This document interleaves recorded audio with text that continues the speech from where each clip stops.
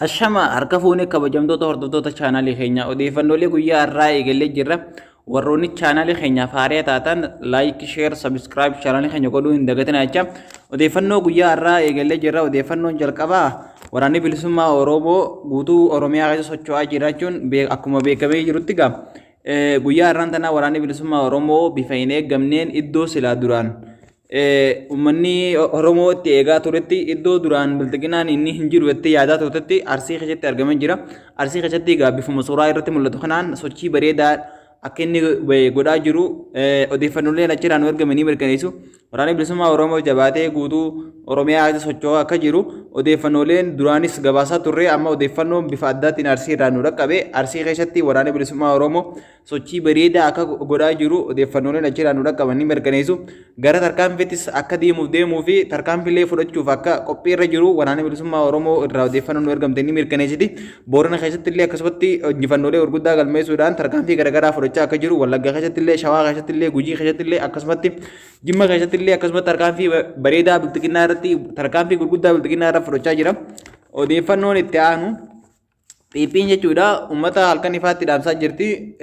Yeroo uummatatti halkan ifaa dhaamsitu kana akka waan gareen isaanii wajjin hidhata qabdu ijaaramtetti magaalota garaagaraa keessatti suuqii namaa cabsanii saamuun, manneen namaa halkan cabsanii saamuun saamicha garaagaraa gaggeeffamaa jira magaalaalee Oromiyaa adda addaa keessatti jechuudha. Hungaa uummata irraa hatattamaan dhaabbachuu qaba. Maaliif ifaan tajaajila ifaa uummata irraa muruun duraanuu shira. Tajaajilli ifaadhaa uummata irraa akka muramnee fi uummanni bifa kanaan saamamaa waan jiruuf gareen isaanitti hidhata qabatti waan ijaaramte fakkaatti. Kanaafuu saamichee gara naan baname uummata irraa dhaabbachuu qaba jennee asumaan dhaamsaa dabarsina. Odeeffannooleen itti aanu dargaggoota Oromoodhaa biltiqinnaan dirqamaan gara waraanaatti oofaa waan jirtuuf dargaggoonni gara magaalaa irraa baqachuutti akka jiran odeeffannooleen guutuu Oromiyaa keessaa argaman ni mirkaneessu. Akkuma ammaa dura gabaasaa turretti biltiqinnaan dargaggoota dirqamaan gara dirree waraanaa oofaa akka jirtu odeeffannooleen achirraan argaman ni mirkaneessu. Hungaa uummata irraa hatattamaan dhaabbachuu qaba. Maaliif sirna gabroonfataa uummanni jaalatu uummanni Oromoo nagaa jee jira. Sirna gabroonfataa kun nagahaa deemeen hidhadhu isa aangoo irratti dheessisu aangoo nama dhuunfaa deemeen dheessisu lola kaabaa waan naangee hin qabu. Lolli kaabaa lola uummata Oromoo ilaallatu miti jee didee jira.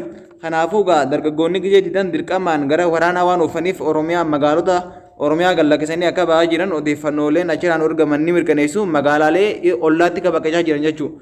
Kunis magaalaa ollaatti akkasitti namoonni baqachaa akka jiran dargaggoonni mana bulaan jirre odeeffannooleen achirraan argaman ni mirkaneessu. Hoggaa uummata shororkeessuun uummata teeraraayis godhuun uummata nagaa jechuudha.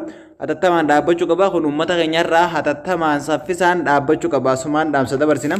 Odeeffannoon itti aanu akkuma baratame Siifan Hassan guyyaa har'aan tanaatis fiigicha meetira 5,000 injifattee jirti. Siifan Hassan dubartii Oromoo jabduudha. Siifan Hassan injifannoon injifannoo uummata Oromooti. Injifannoon Siifan Hassan injifannoo uummata Oromooti. Maaliif sababaan qabna?